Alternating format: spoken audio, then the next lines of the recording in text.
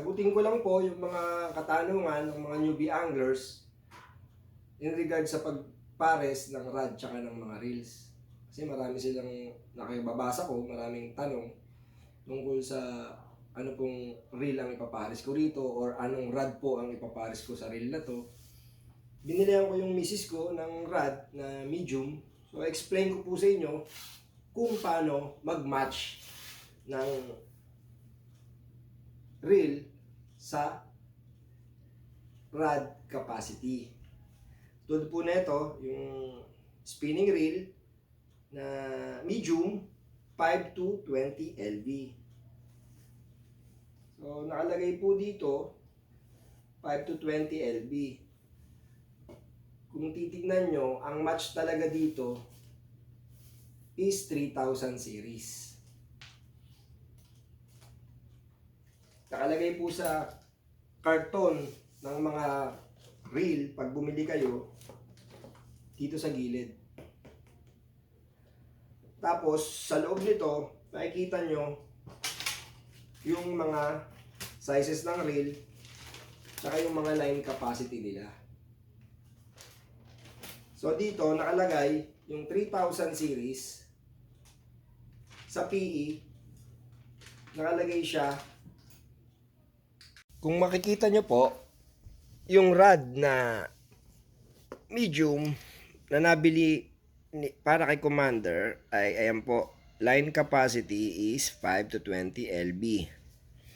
So ang ipapares ko po dito ay 3000 series na reel. Makikita nyo yan, yung number 3, number yan ng mono. Ayan o, number mono. Number 3, so 150 yards. Pero kung i-convert nyo po yan, 1.5 po yan. PE 1.5. Ganun din po yon yung LB, tsaka yards, LB. Yan. Tapos, nylon mono, MM. Ngayon, yung karton po ng mga reels, may nakalagay po yan na papel na tulad nito. So, ayan po yung 3000 series. Kung makikita nyo, ayan yung mga ratings niya. Ayan. Ayan, PE1, 400 yards, 400 meters, PE 1.5, PE 2. So, yun yung nylon. Makikita nyo yan. Number 2.5. Number 3. Number 4. Ano naman yung fluoro. Same naman sila ng fluoro tsaka ng nylon eh. Tapos, makikita nyo yan. Pag inangat nyo yan, makikita nyo yan sa taas. Ayun, oh, nylon mono. Diameter po siya. Ayan. Ayun yung baksak niya. Makikita nyo. Tapos, ayan yung number naman ng mono rin siya. Pero ang kadalasang sinusukat nila ay yung US na Power Pro na line, na brand. So ayan po, sakto po yan. 3,000 na series na reel, kinargahan ko po yon ng PE1. Pero 300 meters lang dahil wala naman nabibili na 400 meters. So yung PE1 na yan is, nakita nyo, 20 LB. So yung rod po is, ano, nakikita nyo po yan, line to 20 LB, 5 to 20 LB. So ang imamatch ko po rito ay yung 3,000 nga po. Ngayon may mga iba namang rod na tulad po netong Mystery ng Churenoya. Yan. Ang nakalagay po dyan, line capacity is 1 to 17 LB. So, medium po to.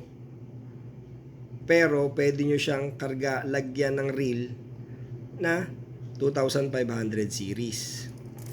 Ito naman pong short gun. Puro medium po ang papakita natin. Magkakaiba ng brand pero magkakaiba ng line capacity. Ito pong shotgun ng Palms Republic. Makikita nyo po yan, no?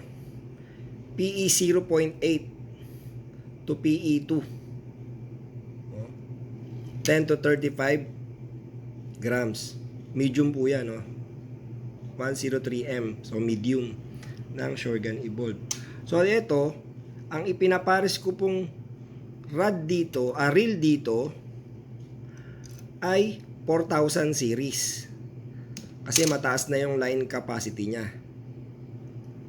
Ganun lang po ang pag-match ng rod tsaka ng reel. Palagi pong line capacity ng rod at line capacity ng reel.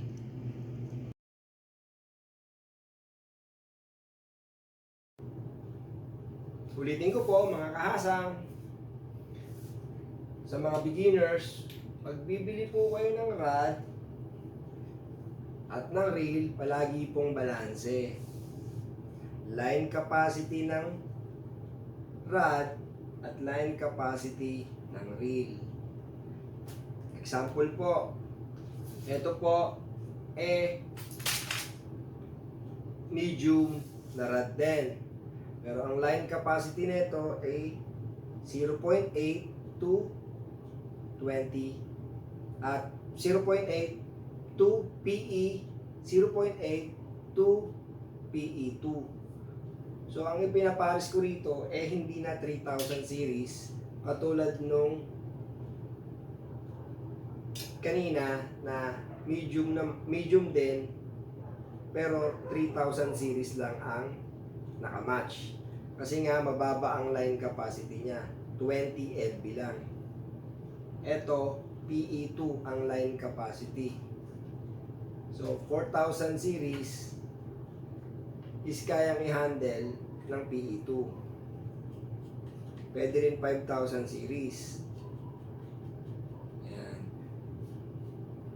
Meron namang medium to heavy na PE2. Tulad nito, PE2, PE 1.5 to PE2 ang line capacity nito. So 4,000 series din ang match sa kanya. Mga samples kasi niyan yung yung ultralight. Nakalagay madalas diyan sa line capacity ng ultralight is 2 LB to 6 LB. So maganda siyang parisa ng 5,000 na reel hanggang 1,000 na reel. Tapos meron naman yung mga light na rod. Ang karamihang line specs niyan is 3 LB to 10 LB. So ang ipapares natin dyan is 1,000 series na rod hanggang 2,500 series na reel. So ganun din sa medium to light. 4 LB ang madalas na line capacity niyan, 4 LB kamo or 5 LB hanggang 12 LB. O 15 LB. Ang ipapares mo dyan, 2,000 series hanggang 2,500 series. Ito pumapasok yung medium. So yung medium, ang kadalasan niyan sa medium, 5 LB to 15 LB or 20 LB. So ang madalas ipapares dyan, 3,000 series hanggang 4,000 series. Tapos yung mga medium to heavy, 10 LB, to 30 LB na yan, pataas pa siya, pwede mo na siyang parisa ng 4,000 hanggang 5,000 series. Ulitin ko po ulit sa mga newbie anglers. Katulad na example ko kanina, ang line capacity nito is 5 to 20 LB. So ang 20 LB is PE1. Sa susunod nating video, i-explain natin yung mga sizes ng mga lines. So, PE1, ang ikinarga ko sa reel na to. Kasi nga, ang maximum line capacity nito is 20 LB, which is PE1. So, 3,000 series sa medium na rod. Ito naman, medium rod din, pero 0.8 to PE2 ang line capacity. So, ang ikinarga kong reel is 4,000 series. Ang line capacity niya is 2.5. So, ang karga nito is PE2. So, saktong-sakto siya sa rod na to. Meron din rod na makikita kayo na medium to heavy, pero ang line capacity is halos kaparehas. Medium to heavy is halos kaparehas ng medium na rod. Tulad dito po, medium to heavy rod ng Okuma, PE 1.5 to PE 2. Ito pong Shorgan, PE 2 rin ang maximum niya. So, yung heavy, pwede mong lagyan ng 4,000. Ganun lang po kasimple ang pagmamatch ng rod tsaka ng reel. Palaging balanse. Wag na wag po kayo na mas mataas ang rating ng rod or mataas ang rating ng reel. Magbabago po ang casting nyo. May lure capacity din po yan. Kung halimbawa nakalagay ito sa katulad nito, ang nakalagay sa line lure capacity nito 5 to 25 lb, 5 to 25 grams. So hanggang 25 grams lang ako. Pag kinargahan mo pa siya ng mas mataas, halimbawa nag 30 grams ka na, may posibilidad na mabali yung rod kasi nga ang lure capacity niya is 25 grams lang. So huwag niyo nang ipagpilitan or mag-imbento ng igagagastos nyo pa. Pero sa bagay, mga Pilipino, masubok. Pero para sa akin, much better na i-match nyo talaga ang rod, tsaka reel, tsaka line, tsaka lure na ibabato nyo.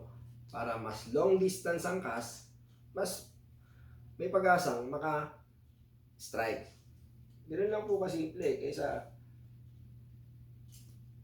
maliit ang mataas ang line capacity, mataas ang line capacity ng rod, tapos mababa ang line capacity ng reel.